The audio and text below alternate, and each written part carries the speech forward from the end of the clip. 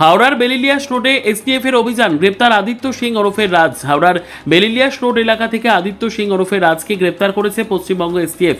তদন্তকারী সংস্থার দাবি, ধৃতের সঙ্গে পূর্বে গ্রেপ্তার হওয়া হামিমের যোগাযোগের সূত্র মিলেছে।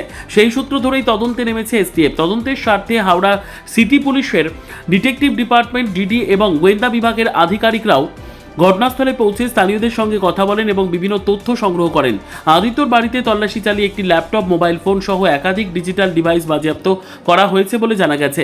প্রাথমিক তদন্তে উঠে এসেছে, হামিমের কাছে বিভিন্ন নথি, ছবি ও ভিডিও ফুটেজ পৌঁছে দেওয়ার কাজে আদিত্যর ভূমিকা থাকতে পারে। উল্লেখ্য, এর আগে উত্তর হাওড়ার বিধায়ক তথা রাজ্যের নগরোন্নয়ন মন্ত্রী উমেশ রায়কে প্রাণনাশের হুমকি এবং তার ছেলেকে অপহরণের হুমকি দেওয়ার অভিযোগ সামনে এসেছিল।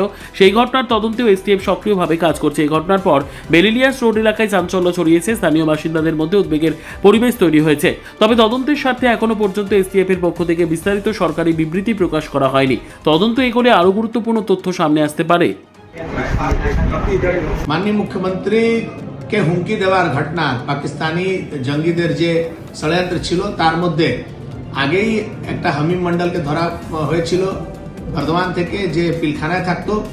তার গার্লফ্রেন্ড ধরা পড়লো অর্পিতা ঘোষ, যে হানি ট্র্যাপ করতো।